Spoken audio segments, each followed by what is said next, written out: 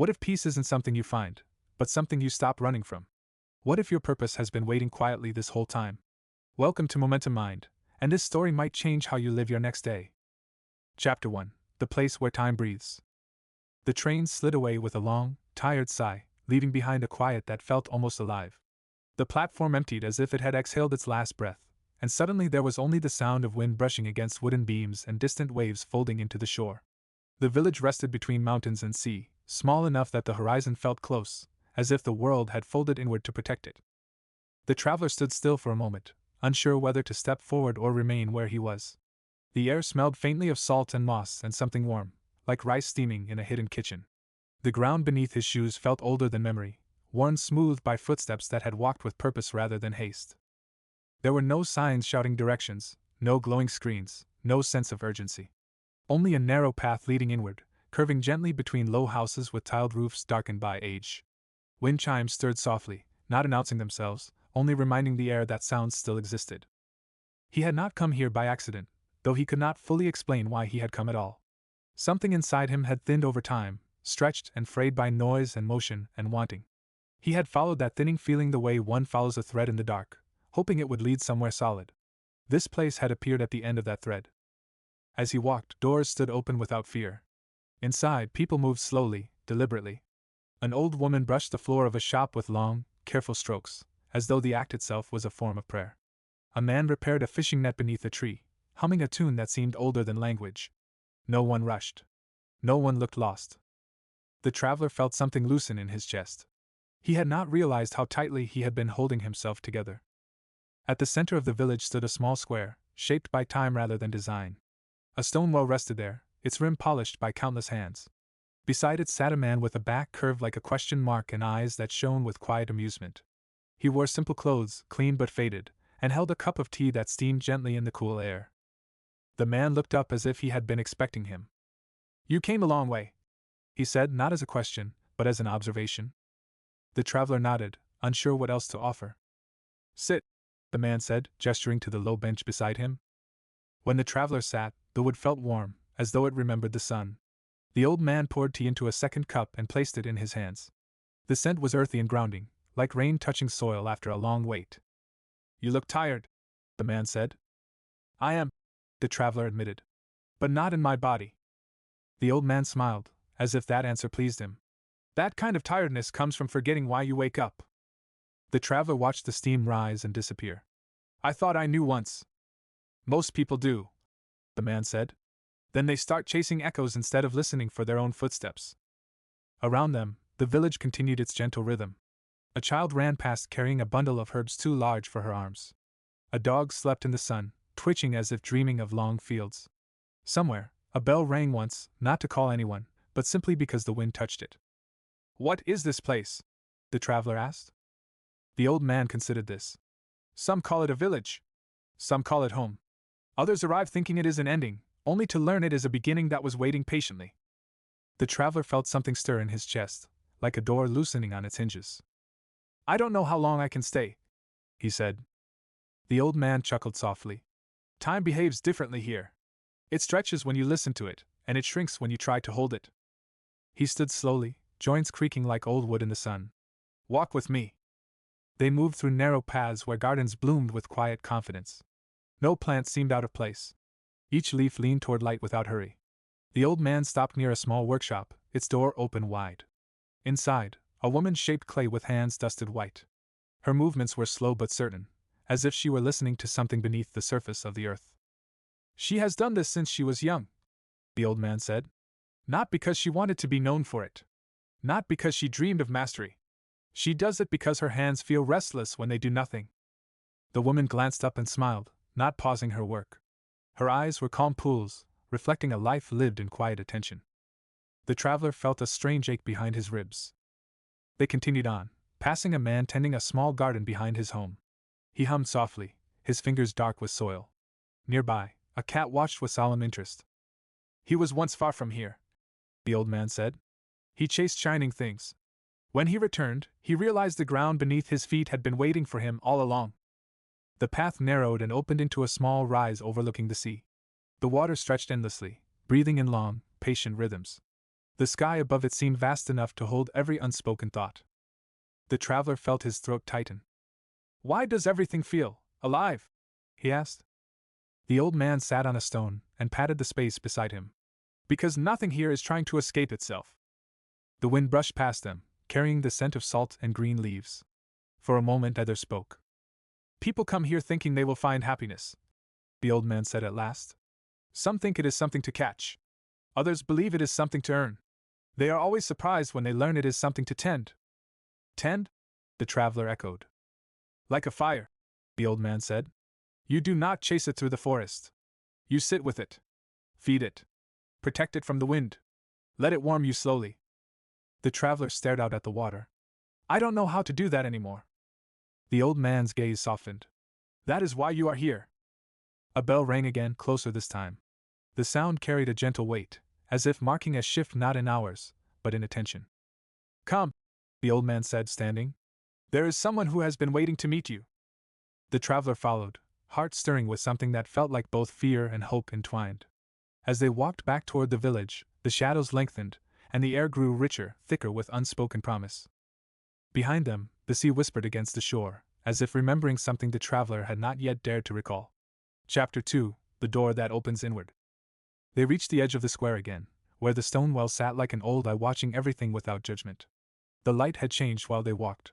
It was softer now, almost honeyed, as if the sun had decided to stop shouting and start speaking in a quieter voice. The air carried smoke from someone's cooking fire, and the faint sweetness of something simmering slowly. The old man led the traveler away from the open center and into a narrower lane that curved behind the shops and homes. The path dipped slightly, and the village sounds shifted. Fewer footsteps. More birds. A hush that felt intentional, like a room where people instinctively lower their voices. Who is waiting for me? The traveler asked, but the question came out smaller than he intended. The old man didn't answer right away. He walked with hands folded behind his back, sandals tapping gently against stone. At last he said, Someone who remembers how to listen. They passed a wooden gate with a rope tied across it, decorated with folded white paper that fluttered faintly. Beyond it, trees grew closer together, their branches leaning inward like old friends whispering secrets. The traveler felt his skin prickle, not with danger, but with the awareness of stepping into a place that asked for respect. A small building sat among the trees. It wasn't grand. It didn't announce itself. It was made of wood darkened by weather and time, with a roof that curved slightly at the edges like a patient smile. Lanterns hung from the eaves, unlit, swaying slowly in the breeze as if they were breathing. At the entrance, a woman knelt on a woven mat. She was neither young nor old in the way the traveler expected age to look. Her hair was streaked with silver, but her posture was straight, her eyes clear and steady. She wore simple clothing that seemed to belong to the place itself, as if the cloth had been dyed with shadows and sunlight. The old man bowed slightly. The traveler, uncertain, copied him. The woman rose with smooth grace and looked directly at the traveler. Her gaze was not sharp, not soft, just present, like a lamp in a dark room. You brought the one with the noisy heart, she said to the old man. The old man gave a small shrug, amused. He's trying. The traveler felt heat rise to his face. I didn't mean to. The woman lifted a hand, and the traveler stopped mid-sentence, as if his words had bumped into an invisible wall. Not force. Not fear. Just a quiet authority that made interruption feel foolish. Come inside, she said. The interior of the building was warm and dim. The light filtered through paper screens, turning the air into pale gold. The floor was clean, bare, and smooth beneath their feet. A faint scent of cedar and incense clung to the corners. It felt like stepping into the chest of a sleeping animal, alive, quiet, protective. In the center of the room sat a low table with 3 cushions around it. The woman gestured for the traveler to sit, then poured tea into small cups without asking whether they wanted it. The old man sat as if he belonged there. The traveler sat carefully, feeling the softness of the cushion and the unfamiliar angle of his knees. His body felt clumsy in this stillness. The woman placed a cup before him. The tea was pale, almost greenish, steaming gently. When he lifted it, the warmth seeped into his palms, into his wrists, up into his forearms as if his body were remembering what comfort felt like. What do you want? The woman asked. The traveler blinked. He had expected questions about his journey, his name, his reasons. This was different. This was direct. I want to feel better, he said, then immediately hated how small and vague it sounded. The woman nodded, as if he had said something perfectly ordinary. And what do you think that means? He hesitated. To stop feeling like I'm running, even when I'm standing still. The old man leaned back, satisfied. The woman's eyes stayed on the traveler, unblinking, as if she were watching something move beneath the surface of his words. You have come to a place where people do not run, she said. That is why it feels strange. Your body expects a chase. Your mind expects a fight. But here, we live as if we are already where we need to be. The traveler swallowed. How? The woman set her hands on the table. Her fingers were long, steady, the nails trimmed short. Hands that had done work. Hands that had touched earth and water and fire. Tell me about your days, she said.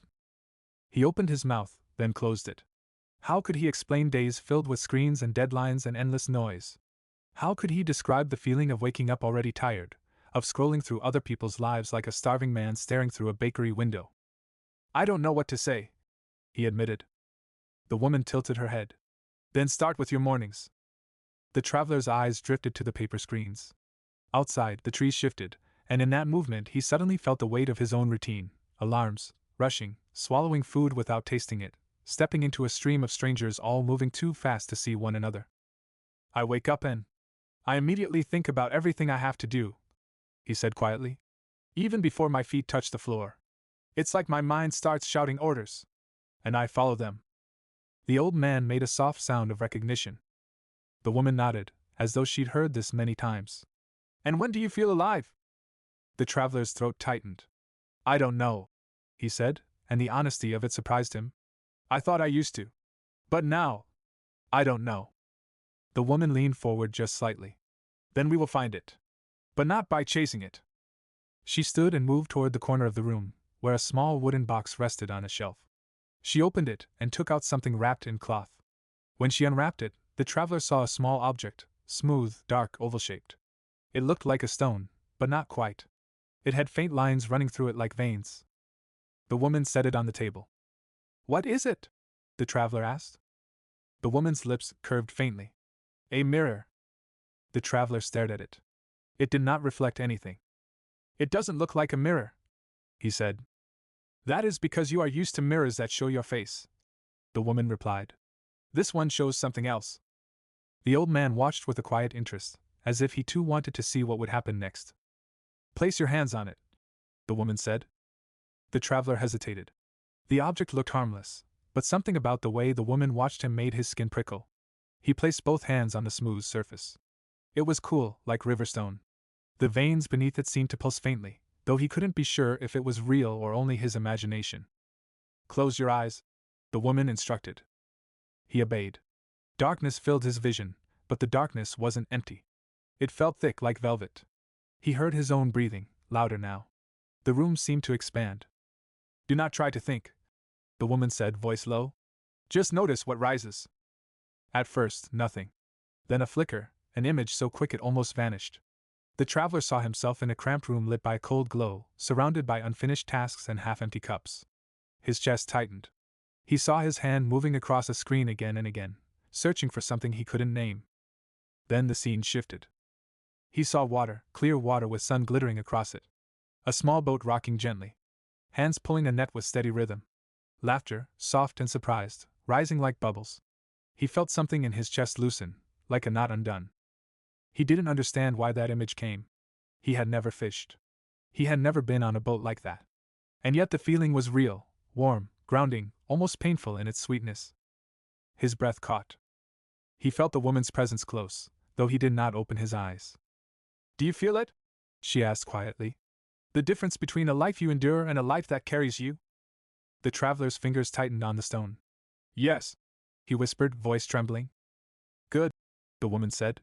Now open your eyes. When he did, the room looked the same, but he felt different.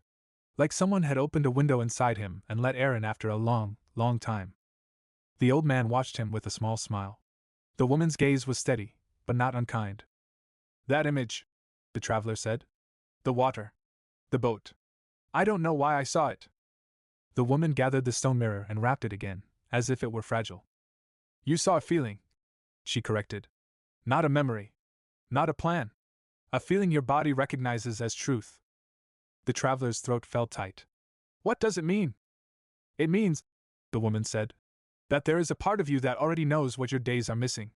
But you have been too loud inside to hear it. The old man set his cup down. He has a beginning, he said, pleased. The woman nodded, then turned to the traveler. Tomorrow, you will walk with me before the village wakes. We will go where the air is thinner and the noise cannot follow. There you will learn a simple practice. The traveler's heart stirred, part hope, part dread. What practice? The woman's eyes gleamed faintly in the dim light.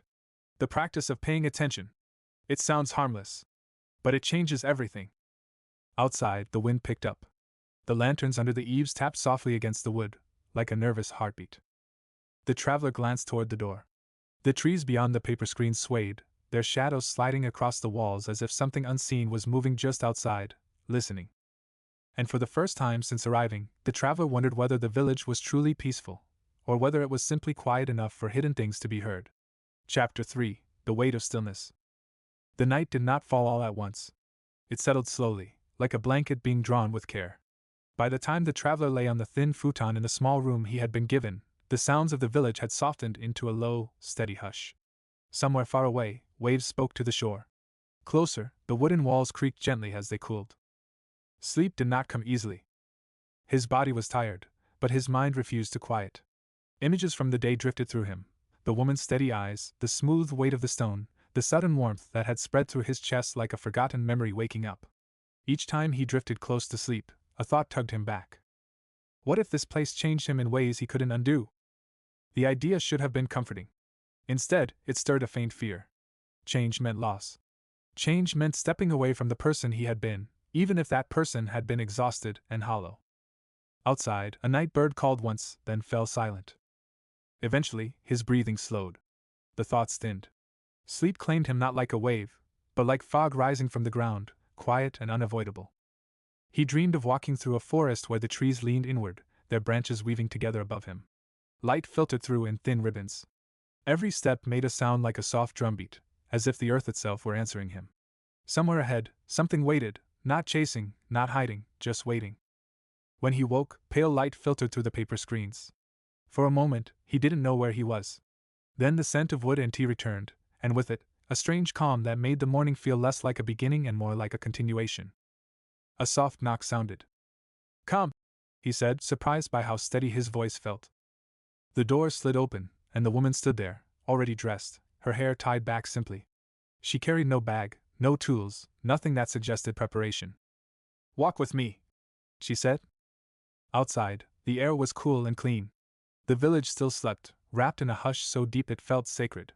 Even the birds were quiet, as if honoring an unspoken agreement. They walked past the well, past the closed shops, and into the narrow path that led toward the hills. The ground rose gently beneath their feet. Dew clung to the grass, soaking the edges of the traveler's shoes. He noticed how the earth gave slightly with each step, how the world seemed softer here. They walked without speaking. At first, the silence pressed against him. His mind reached for conversation the way a swimmer reaches for air. But the woman did not fill the space, and slowly, his thoughts began to loosen their grip. He noticed the sound of his breath. The way it fogged faintly in the cool air. The way his shoulders lifted and fell. They reached a clearing where the trees thinned and the sky opened wide. The horizon glowed with the promise of morning, though the sun had not yet shown itself. The land dipped gently, forming a shallow bowl where mist gathered like a sleeping animal. The woman stopped. "Sit," she said. They sat on the ground, facing the pale horizon. The earth was cool beneath him, solid and patient. "Close your eyes," she said. He did. "Listen," she continued. At first, he heard only the obvious: wind moving through leaves, the distant rush of water, the faint call of a bird waking too early. But as he stayed still, other sounds emerged. The hum of insects hidden in grass. The soft shift of his own weight. His breath, uneven but present. "Do not name them," the woman said softly. "Just notice." He tried.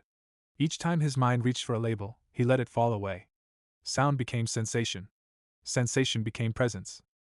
Minutes passed. Or maybe moments. Time felt loose, unreliable. Then something changed.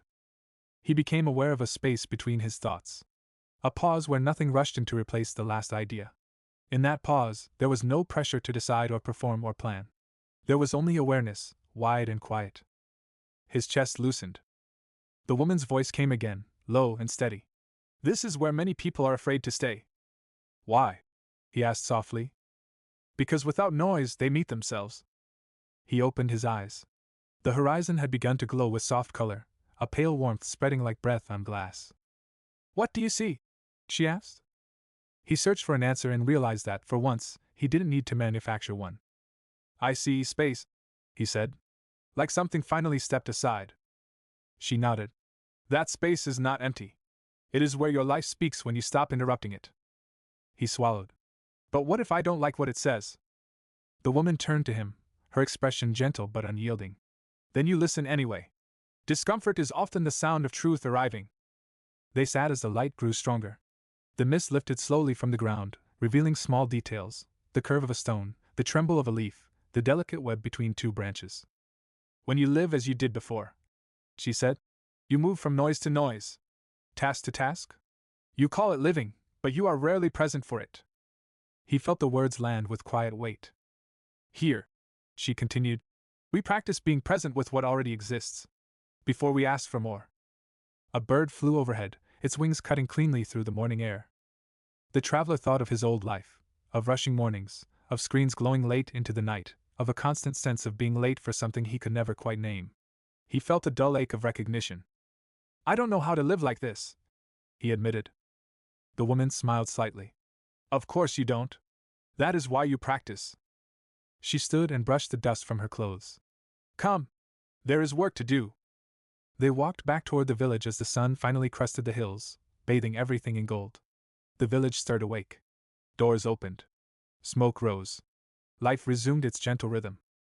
She led him to a small structure near the edge of the settlement. Inside, baskets of vegetables sat neatly arranged. Knives hung from wooden pegs. A long table bore the marks of years of use. You will help prepare the morning meal, she said. He blinked. I don't know how. She handed him a knife. You will learn by doing. The blade was worn smooth by countless hands. He picked up a root vegetable, awkward at first, and began to cut. His movements were clumsy, uneven. The woman watched without correction. At first, his mind raced. Am I doing this right? Am I too slow? Too messy? Then, gradually, something shifted. The repetition of motion, the sound of the blade against wood, the scent released with each slice, it drew him in. His breath steadied. His thoughts quieted. Minutes passed. Or maybe more. This, the woman said quietly, is how purpose begins. Not as a grand idea. As attention. He looked at the neat pile he had made, imperfect but real. A warmth spread through him, not dramatic, not overwhelming, but steady. Grounded. For the first time in a long while, he was not thinking about who he should be or what he lacked. He was simply here.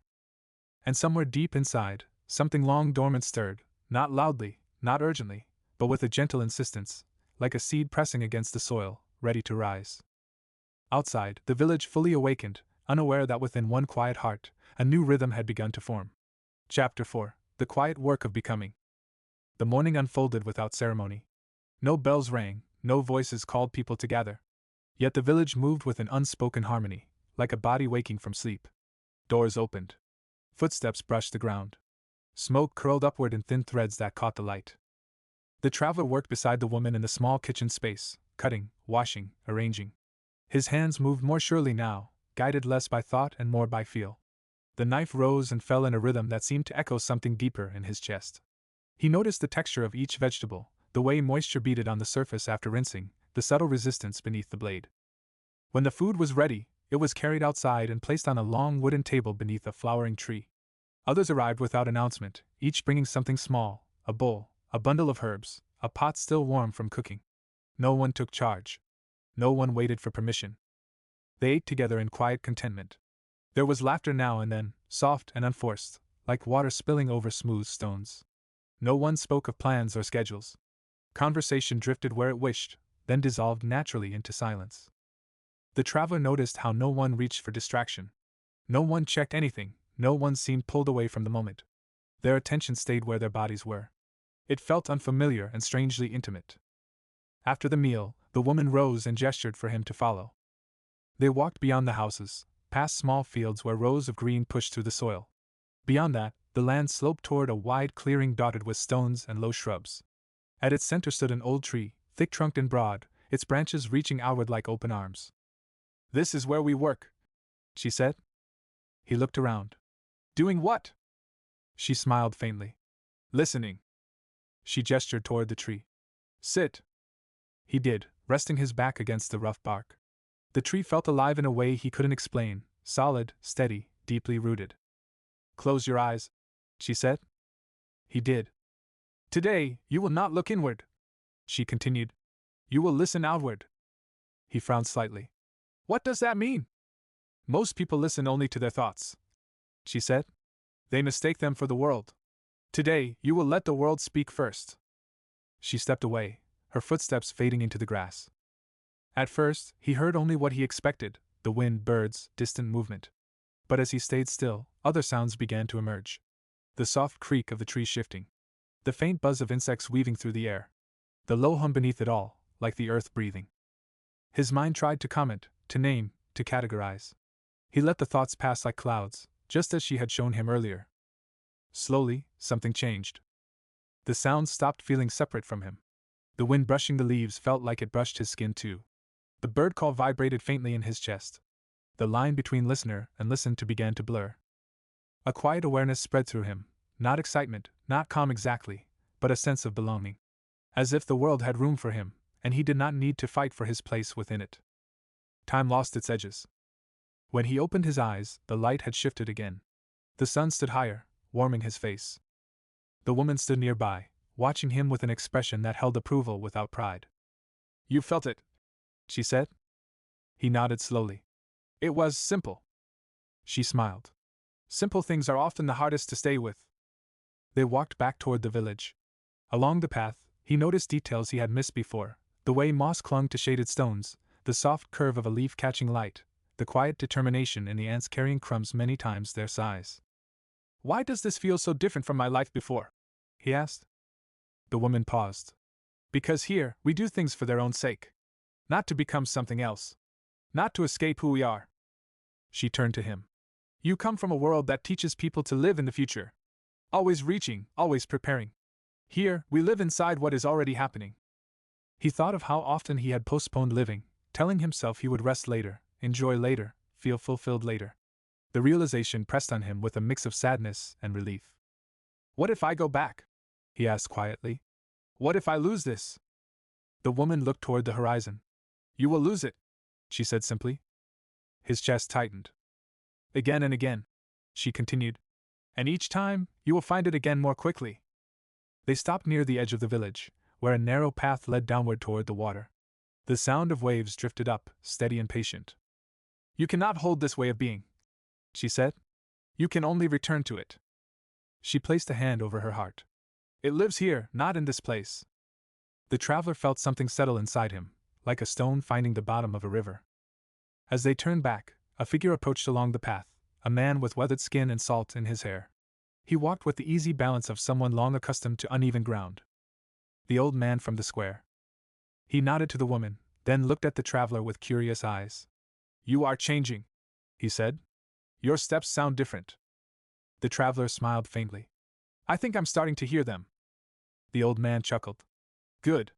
Then it's time." "Time for what?" the traveler asked. The old man gestured toward the sea. "To meet the work that waits for you." The traveler followed his gaze. Down below, near the shore, several boats rocked gently against their moorings. Nets lay coiled on the sand. A few figures moved slowly, preparing for the day's tide. His heart stirred with a familiar feeling, the one he had sensed during the vision with the stone. The pull of water. The rhythm of effort and release. The woman watched him closely. "You don't need to decide anything now," she said. "Just walk closer. See what calls to you."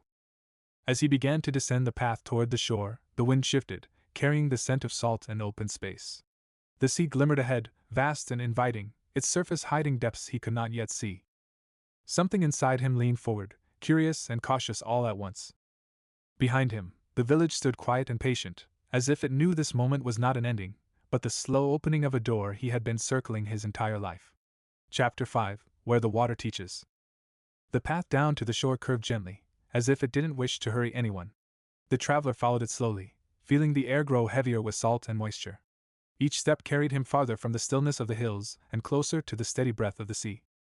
Below, the water spread wide and open, its surface shifting in soft rhythms. It was neither calm nor wild, but something in between, alive, attentive. Waves brushed the shore with a patient persistence, as though practicing the same motion again and again without boredom or complaint. The old man walked ahead of him, steady and unhurried. When they reached the sand, he stopped and gestured toward the boats. "They will be heading out soon," he said. "You can watch, or you can join." The traveler studied the boats.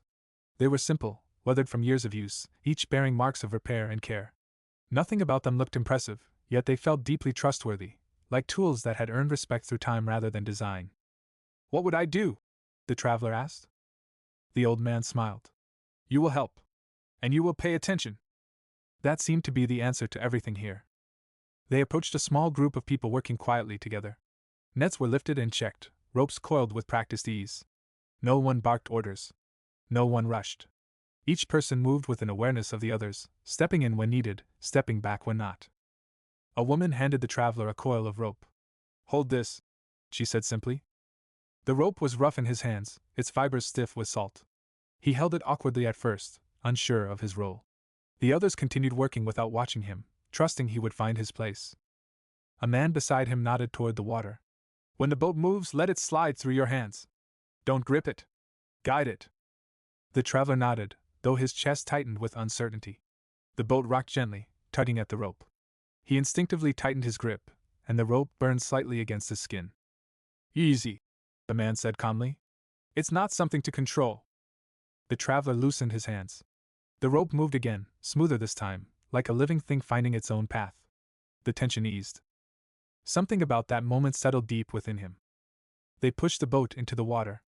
The hull met the waves with a soft splash, and the sea accepted it without resistance. The traveler stepped back, watching as the others climbed in and began to row with long, unhurried strokes. He felt oddly empty-handed as the boat drifted away. "Come," the old man said. They walked along the shoreline as the boat moved farther out. The sun climbed higher, scattering light across the water in bright fragments. Gulls cried overhead, their calls sharp and free. "You look disappointed," the old man observed. "I thought I would go with them," the traveler admitted. The old man smiled. "You will. But not today." They stopped near a cluster of rocks where the tide pooled in shallow basins. The water here was clear, revealing tiny creatures darting between stones. "Sit," the old man said. They sat side by side, the sound of waves filling the space between words. "You want to be useful," the old man said. "That is good. But usefulness grows from presence, not urgency." The traveler watched a small crab scuttle sideways, disappearing into a crack. "I always thought being useful meant doing more." The old man nodded. "Many believe that. But there is a kind of doing that comes from fear, fear of being left behind, fear of being unnecessary. That kind of doing drains the spirit." He picked up a small stone and tossed it gently into the water. It skipped once, then sank. "There is another kind of doing," he continued. "The kind that rises naturally when you are fully here. When you act not to fill a lack, but to express what is already alive in you." The traveler considered this. The idea felt both comforting and unsettling. "How do you know the difference?" he asked. The old man pointed to the water. "Watch." They sat in silence. The waves came and went. Sometimes they broke gently, sometimes with more force, but always with rhythm. "You see," the old man said, "the sea does not ask itself whether it should move. It moves because it is the sea." The traveler felt a quiet understanding begin to form. Not complete, not clear, but present. A shout came from the water. The boat had stopped, and one of the fishermen stood, waving. The old man rose. "Now you can help." They waded into the shallows. The water was cold, stealing his breath for a moment before his body adjusted. He grabbed the rope again, this time without tension, and pulled in time with the others. The net came up heavy, shimmering with movement. Fish flashed silver in the sunlight, twisting and leaping, alive with energy. For a brief moment, the traveler felt overwhelmed by the abundance of it all, the motion, the life, the collective effort. Then something clicked. He wasn't thinking about whether he was doing it right. He was just doing it. The work flowed. The net came in. The fish were sorted with care. Nothing was wasted. The rhythm of the work settled into his muscles, into his breath. When it was done, he realized his face hurt from smiling. They carried the catch back toward the village. The others spoke quietly, sometimes laughing, sometimes simply sharing the weight of the baskets. As they walked, the old man leaned close. "You see now," he said softly. "Purpose is not a thing you chase. It is a relationship you enter." The traveler nodded, unable to find words that felt worthy. When they reached the village, the woman was waiting. She looked at him, then at the fish, then back at his face. "You were present," she said. It was not a question. "Yes," he replied. She smiled, a rare, full smile that reached her eyes. "Good." As the group dispersed, the traveler remained by the shore, watching the tide retreat. His arms ached pleasantly. His clothes were damp and smelled of salt. His mind was quiet in a way he had never known. Yet beneath that calm, something stirred again, not discomfort this time, but anticipation. He sensed that this was only the beginning. That the simplicity he had touched carried depth he had yet to explore. That beneath the calm surface of this place, there were currents still unseen. As the sun climbed higher and the village settled into its gentle rhythm, the traveler felt a question forming, not in words, but in feeling. If this was what it meant to live in harmony with the world, what would happen when the world pushed back? Chapter 6: When the Current Pushes Back. The sea looked different in the afternoon. It had lost its softness, its gentle invitation. The surface darkened, deepened, and the rhythm of the waves grew firmer, more insistent. The wind sharpened, lifting the scent of salt and pulling it inland. The village seemed to sense the shift before any words were spoken. Movements became quieter. Eyes turned more often toward the horizon. The traveler stood near the water, rinsing his hands. The chill lingered longer now, clinging to his skin as if reluctant to let go. "You feel it?" the old man said, coming to stand beside him. "Yes," the traveler replied. "Something's changing." The old man nodded. "The sea teaches best when it resists." Far out, clouds gathered in uneven layers, not threatening, but heavy with intention. The light dimmed slightly, as if the world were inhaling. The villagers began securing things without fuss. Boats were pulled higher onto shore. Nets were tightened and folded.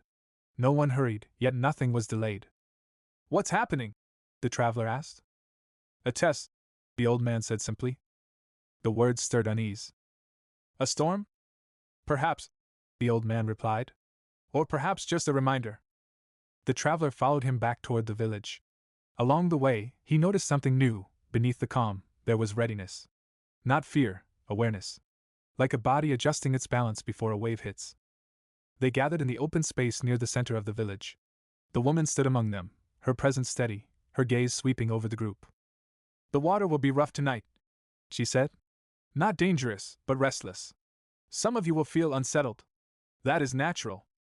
Her eyes met the traveler's briefly, and he felt as if she were speaking directly to him. "Do not fight it," she continued. "Do not try to calm what is moving. Let it pass through you without turning it into a story." The traveler frowned. "A story?" She looked at him gently. "Fear loves stories. It tells you what might happen, what could be lost, who you might become if you fail. Tonight we listen without adding words." A low roll of thunder echoed in the distance, not loud, but deep. The villagers dispersed, each returning to their homes. The traveler hesitated, then followed the woman toward the building where he slept. Inside, the air felt heavier. The walls creaked softly as the wind picked up outside. He sat on his mat, unsure what to do with himself.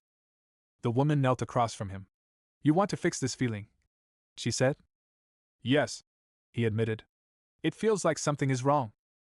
She shook her head. "No. Something is alive." She reached out and placed a hand lightly over his chest. Her touch was warm, grounding. "Stay here," she said. "Breathe. When the wave comes, let it pass through you." As if summoned, the wind howled louder outside. Rain began to fall, tapping against the roof in uneven rhythms. The sound filled the room, wrapped around them. His breath quickened. His chest tightened. "This is what you avoid," she said calmly. "Not pain. Sensation." He closed his eyes. The sounds grew louder. The wind rattled the walls. His thoughts surged, images of loss, of chaos, of moments he had spent running from discomfort. He wanted to escape. "Stay," she said softly. He focused on his breath. In. Out. The tightness pulsed, then shifted. He noticed the space around the sensation, the way it rose and fell like the tide. Minutes passed. Or hours. Slowly, the storm's voice softened. The rain gentled. The wind loosened its grip. When he opened his eyes, the woman was watching him with quiet approval. "You didn't drown," she said. He let out a shaky breath, half laugh, half release. "It felt like I might." She nodded. "That's how it always feels." Outside, the rain eased into a whisper. The air smelled clean, washed. The traveler stood and stepped to the doorway. The sky was clearing, torn clouds drifting apart to reveal patches of stars. The world felt fresh, sharpened. Something inside him had shifted. He turned to the woman. "Why does this matter?" She joined him at the door. "Because life does not stop when it becomes uncomfortable. And neither should you." He absorbed that in silence. "You came here thinking peace meant stillness," she continued. "But real peace includes movement. It includes weather." He nodded slowly. He could feel the truth of it in his bones. The night deepened. The village settled again, quieter than before. The storm had passed, but its echo lingered, a reminder of something faced and survived. As he lay down to sleep, the traveler realized something new. He was no longer afraid of what stirred within him. He had felt it rise and fall, and he was still here. Outside, the sea resumed its steady breathing. And somewhere in that rhythm, something inside him began to trust it. Chapter 7: The Shape of a Day.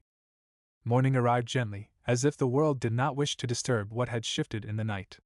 The sky held a pale softness, neither bright nor dim, and the air carried the clean scent left behind by rain. The traveler woke before sound reached him, his eyes opening into stillness rather than thought.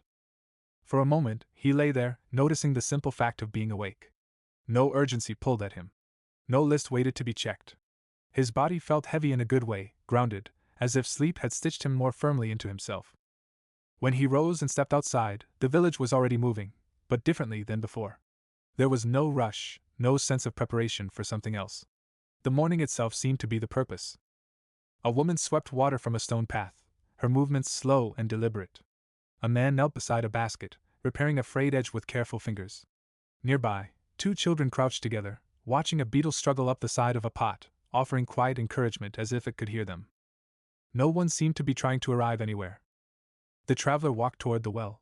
The old man sat there again, as if he had never left, sipping from a small cup. "You look lighter," he said without looking up. "I feel less pulled apart," the traveler replied. The old man nodded. "Good. That means you're beginning to feel the shape of your days." "The shape?" the traveler asked. The old man gestured toward the village. "Every life has a shape.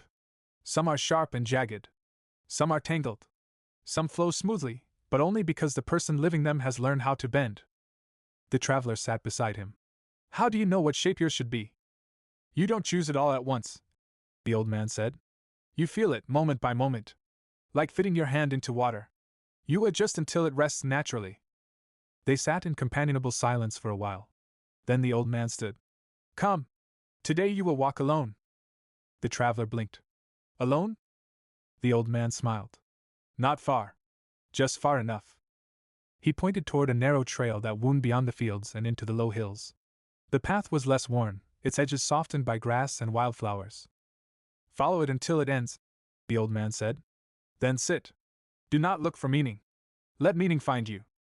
Before the traveler could ask more, the old man turned and walked away. The path felt different beneath his feet, less certain, less shaped by many steps.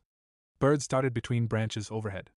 The air was warmer here, holding the scent of sun-warmed earth.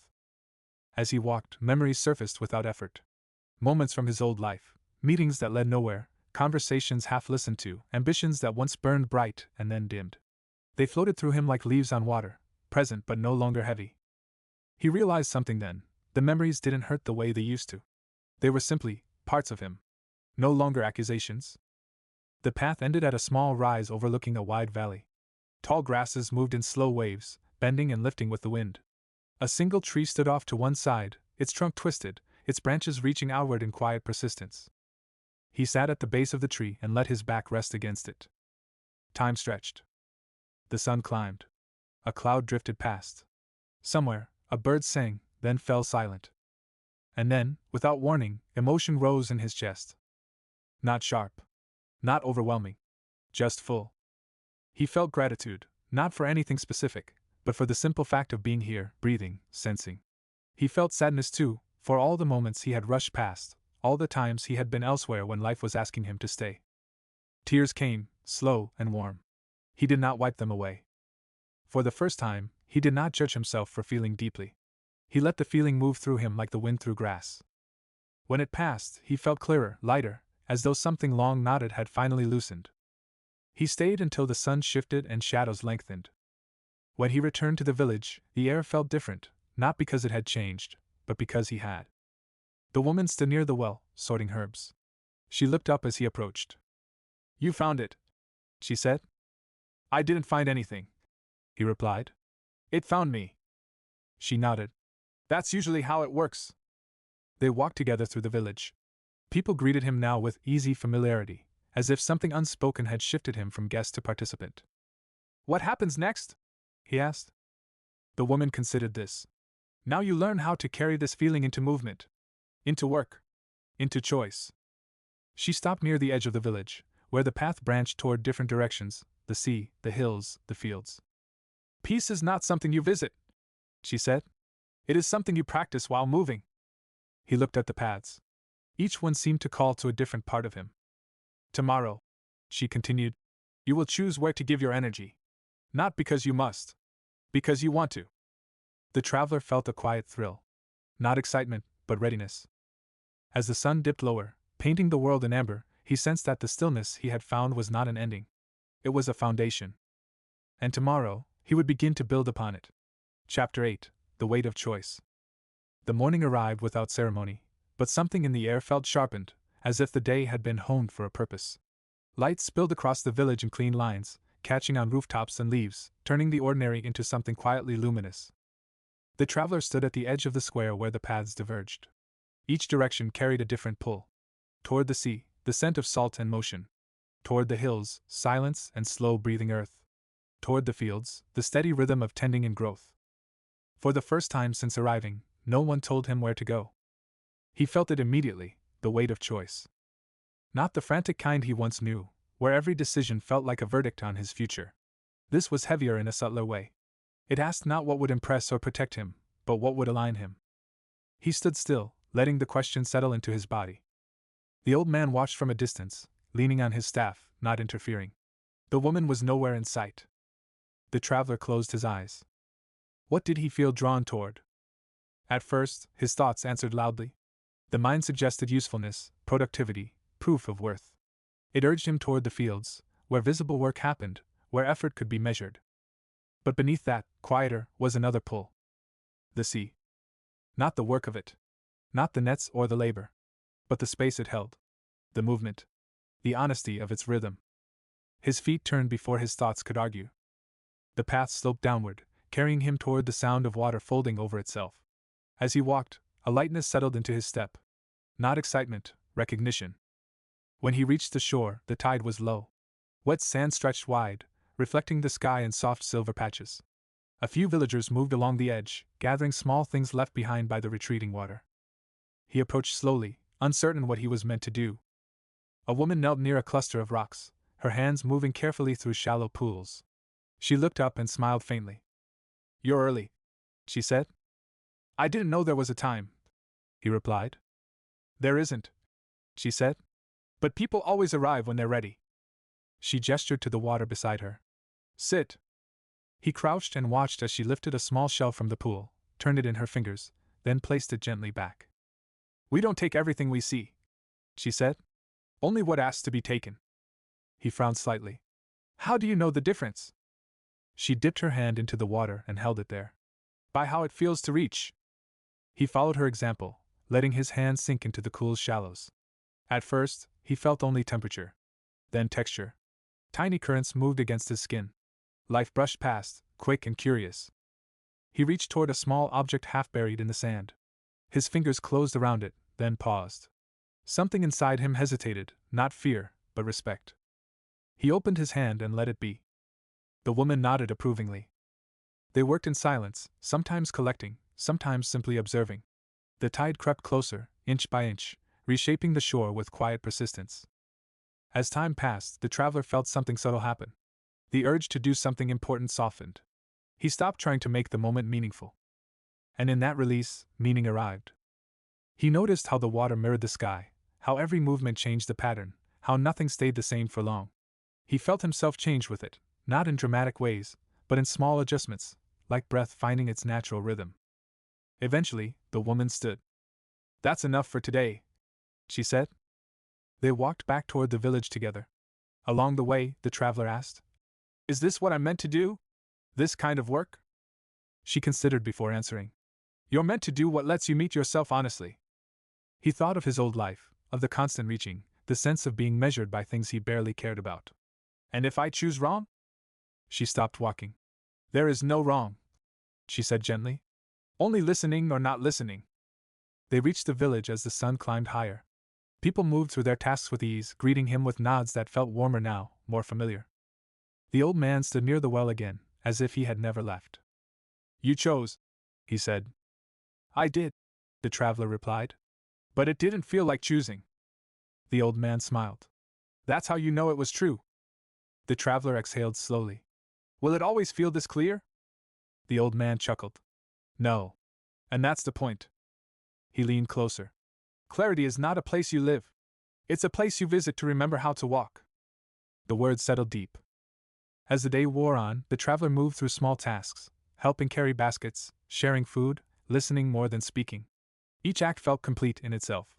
Nothing demanded more than it offered. And yet, beneath the calm, he sensed a subtle shift approaching. Like the first tremor before a change in weather. The ease he felt was real, but it was not the final lesson. That night, as he lay down beneath the quiet ceiling, a thought stirred gently at the edge of his awareness. What happens when the world asks for more than presence? Outside, the tide turned once again, unseen but inevitable. Chapter 9: The Weight of What Is Asked. The night did not arrive softly this time. It came with a wind that pressed against the walls and whispered through the narrow spaces between buildings, carrying with it the scent of distant rain and restless water. The traveler lay awake, eyes open, listening as the village breathed around him. The familiar calm was there, but beneath it, something tighter stirred. Not fear. Expectation.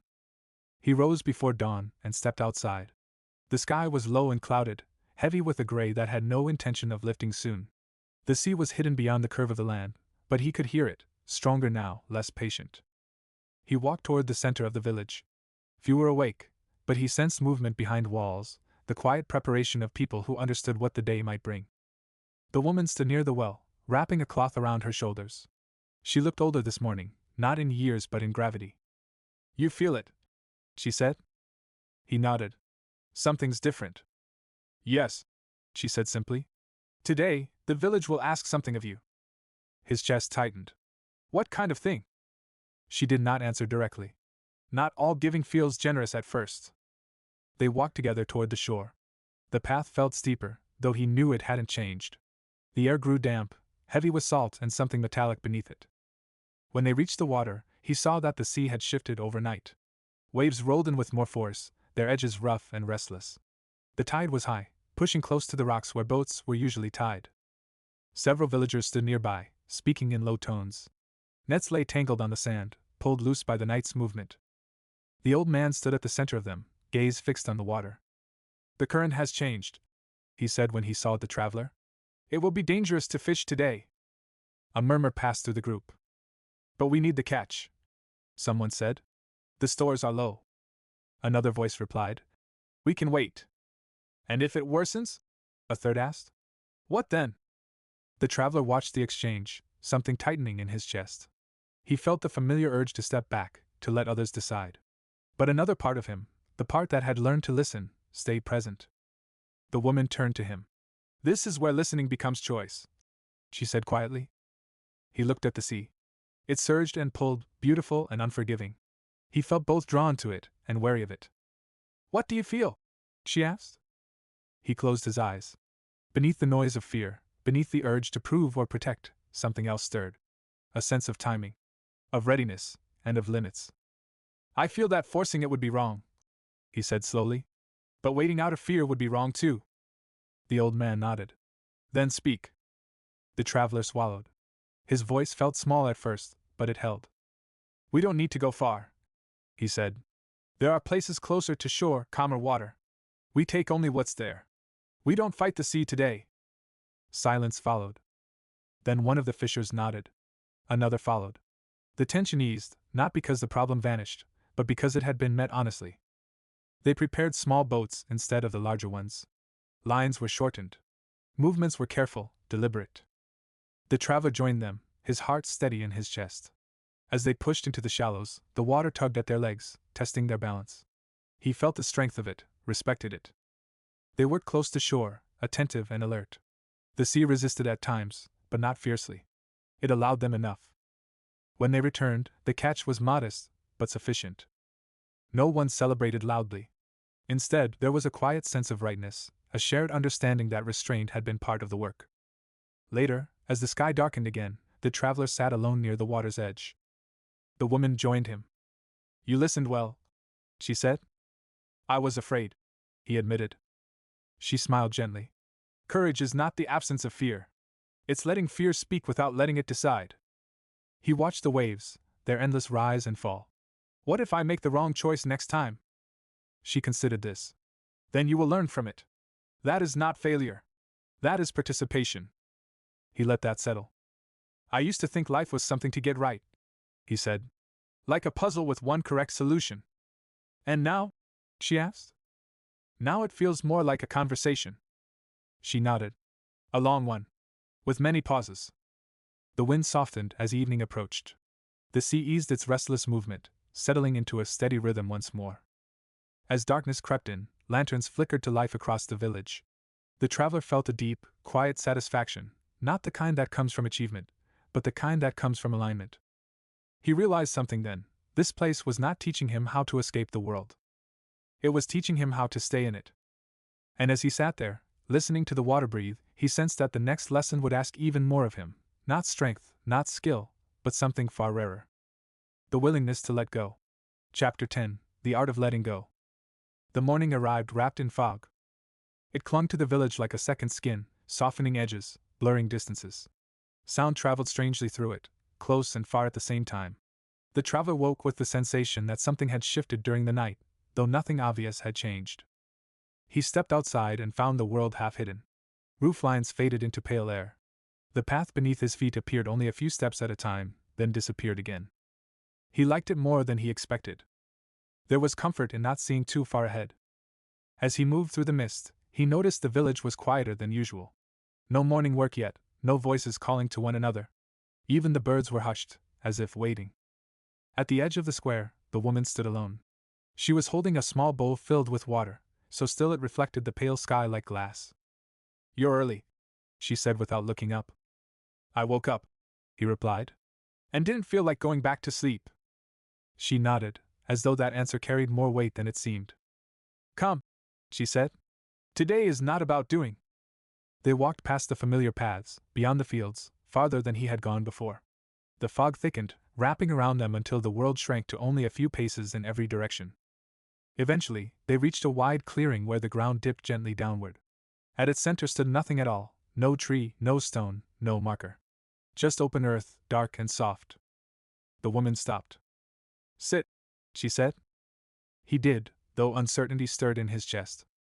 "This place," she continued, "is where we practice letting go." He looked around. "Of what?" She smiled faintly. "Of what you think you need." She knelt opposite him and placed the bowl of water between them. The surface was perfectly still. "Look into it," she said. He leaned forward. His reflection appeared faintly, blurred by the foggy light. "What do you see?" she asked. "Myself," he answered. "Look longer." He did.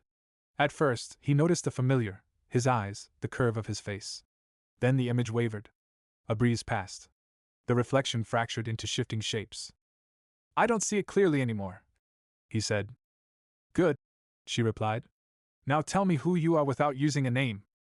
He hesitated. I'm someone who's learning," he said finally. She tilted her head. "Learning what?" "How to be," he said, surprising himself. She nodded. "And without that?" He frowned. "I don't understand."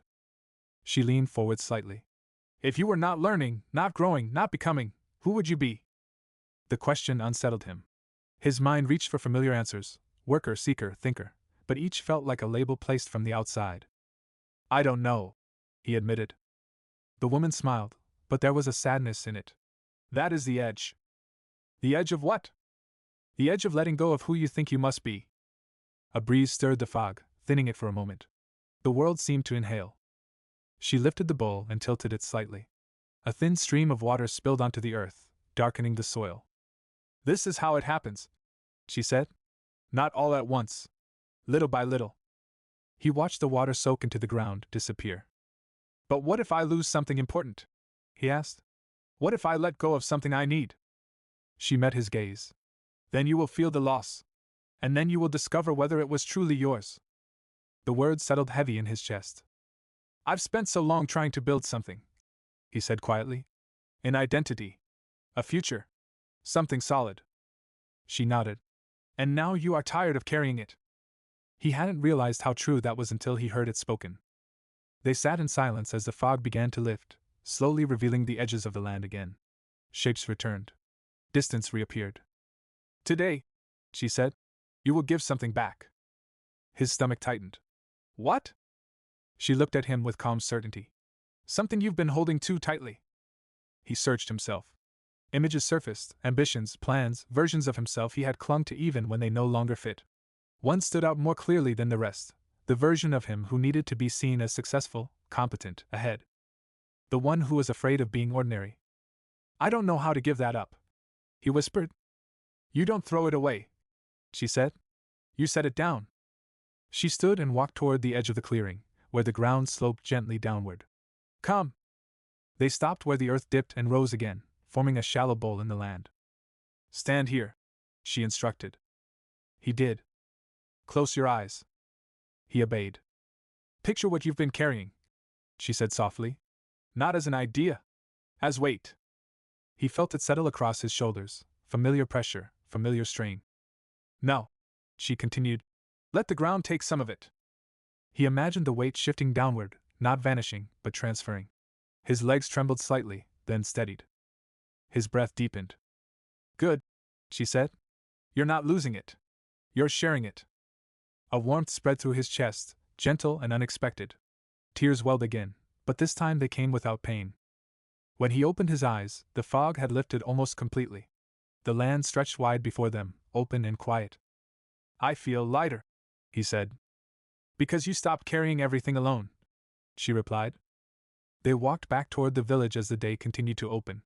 People were moving again, resuming their tasks, unaware of the quiet shift that had taken place. As they passed the well, the old man looked up and smiled knowingly. You look different, he said. The traveler nodded. I think I left something behind. The old man chuckled. Good. You don't need to bring everything with you. Later, as the sun climbed higher, the traveler found himself sitting alone near the edge of the village, watching the wind move through the grasses. For the first time, it felt like space. Space to breathe. Space to respond. Space to be surprised. And in that openness, he sensed something else beginning to form, not an answer, not a plan, but a quiet readiness for whatever might come next. The path ahead was no longer something to conquer. It was something to walk. Chapter 11, The Quiet Return. The days that followed did not announce themselves as important. They unfolded like ordinary days often do, softly, without emphasis, yet something in the traveler sensed that the air had shifted. The village seemed the same, and yet he moved through it differently, as if the ground had learned his footsteps. He woke before the sun now, not from restlessness, but from a gentle readiness. The space inside him felt open, unhurried. He no longer searched the morning for meaning. It met him on its own. On this particular morning, mist hovered low over the land, thinner than before, as if the world were slowly exhaling. The traveler stepped outside and felt the cool air on his skin. It no longer startled him. It greeted him. He noticed something else, too, an absence. The quiet was no longer something he had to listen for. It was simply there, woven into everything. He walked toward the edge of the village, where the paths met and parted. The old man was already there, seated on a smooth stone, watching the light gather. You're leaving soon, the old man said, not turning his head. The traveler felt no shock at the words. Only recognition. Yes, he replied. The old man nodded. You can feel it when it's time. I don't want to leave, the traveler admitted. No, the old man said gently. You don't want to lose what you've found. The traveler looked out across the land. The hills. The water. The quiet work of the people moving through their morning. I'm afraid I won't be able to keep it, he said. Out there. The old man smiled. You never keep it. You remember it. They sat in silence for a while. Come, the old man said at last. There is something you should see. They walked beyond the familiar paths, past the place where the traveler had first learned to listen, past the open clearing where he had learned to let go. The trail narrowed and climbed slightly, leading to a rise he had not yet seen. At the top, the land opened wide. Below them stretched a long valley, green and open, dotted with winding paths and distant movement. Beyond it, hills rolled toward the horizon, fading into pale blue. The view took his breath, not because it was grand, but because it felt complete. This is where many people stop, the old man said. They come here, feel something open inside them, and believe they must stay to protect it. The traveler nodded. He understood the temptation. But this is not a place to stay, the old man continued. It is a place to remember from. He turned to the traveler. Everything you've learned here is meant to be carried outward. The traveler felt a tightness in his chest. What if I forget? You will, the old man said easily. That's part of it. And then? And then you'll remember again. The simplicity of it made the traveler laugh softly. They stood together for a long moment, the wind brushing past them, the world stretching on in quiet patience. Later, as they walked back toward the village, the traveler noticed people gathering, some preparing food, others packing small bundles. There was a gentle sense of closure in the air, not sadness, but completion. The woman stood near the center, watching him approach. Her gaze was steady, warm. It's time, she said. He nodded. She reached into her sleeve and drew out a small object, smooth, worn, familiar. The stone. She placed it in his hand. You won't always feel what it holds, she said, but it will remind you where to return. He closed his fingers around it, feeling its cool weight. Thank you, he said, and meant more than the words could hold. She smiled softly. You already have everything you came for. The villagers gathered quietly as he prepared to leave. No ceremony. No speeches. Just presence. The old man clasped his shoulder. Remember, he said, a good life is not built by escaping the world, but by meeting it honestly. The traveler took a final look at the village, the paths, the people, the gentle rhythm of life continuing without him. Then he turned and began to walk away. The path led downward, out of the hills and toward places less still. With each step, the world seemed to widen. He did not feel loss. He felt trust. As the village disappeared behind him, he carried no map, no instructions, no certainty. Only a quiet understanding. That purpose is not something you chase or find. It is something you live, again and again, in small, ordinary moments. Whenever you choose to be fully there. And somewhere behind him, unseen but felt, the village breathed on, exactly as it always had. Chapter 12, The Way That Continues. The path did not announce where it led. It curved through low hills and thin forests, sometimes widening, sometimes narrowing until it was little more than a suggestion pressed into the earth. The traveler walked it without hurry, the stone warm in his palm, the rhythm of his steps steady and unforced. He did not look back. Not because he was afraid to, but because the pull behind him had softened into something that no longer needed his eyes to exist. The land changed as he moved. Trees grew taller, their branches reaching higher, filtering the light into long, slow patterns. The air smelled different here, less salt, more soil. Life shifted quietly around him, birds he did not recognize, insects with unfamiliar songs, plants shaped by other winds. He welcomed the difference. As the day stretched on, he came upon a small crossing where two paths met. One led toward rising ground and distant stone. The other curved down toward a cluster of buildings nestled near a bend in the river. He stopped. Once, such a moment would have tightened his chest. Choice had meant pressure, identity, consequence. Now it felt like standing at the edge of a breath. He closed his eyes. The world did not fall away. It came closer. He felt the weight of the stone in his hand. The steadiness of his feet. The quiet presence of his own body, alive and alert. He let his breath settle, then turned toward the river. The village that waited there was not unlike others he had seen, modest homes, narrow paths, smoke lifting lazily from chimneys. But there was a looseness to it, a kind of open waiting, as if it had not yet decided who it would become that day. A child ran past him, laughing, chased by a small dog.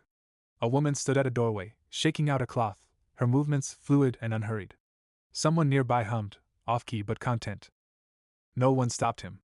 No one watched with curiosity or expectation. He walked through as a stranger and as someone who belonged. Near the water, he paused. The river moved steadily, neither rushing nor resting. It accepted what entered it and carried it onward without comment. He crouched and dipped his hand into the current. The water was cool, steady, alive. For a moment, he felt the familiar urge to mark this moment, to name it, hold it, remember it as something important. Then he let the urge pass. He simply felt the water moving around his fingers. A voice behind him spoke, gentle and unassuming. "You look like someone who's learned how to stop running." He turned. An older woman stood a few steps away, her hair tied back loosely, her hands stained with earth. Her eyes were curious but kind. "Maybe," he said. "Or maybe I've just learned how to walk." She smiled. "That's usually how it starts." She gestured toward a small patch of ground near the riverbank. "If you like, you can help me for a while." He nodded, and together they knelt in the soil. She showed him how to loosen the earth without tearing it, how to feel where roots wanted to grow rather than forcing them. They worked in silence. The sun moved. Shadows shifted. At some point, she spoke again. "You're not from here." "No," he said. "You won't stay." "No." She smiled, unbothered. "That's all right." He glanced at her. "How do you know?" She pressed the soil gently around a small plant.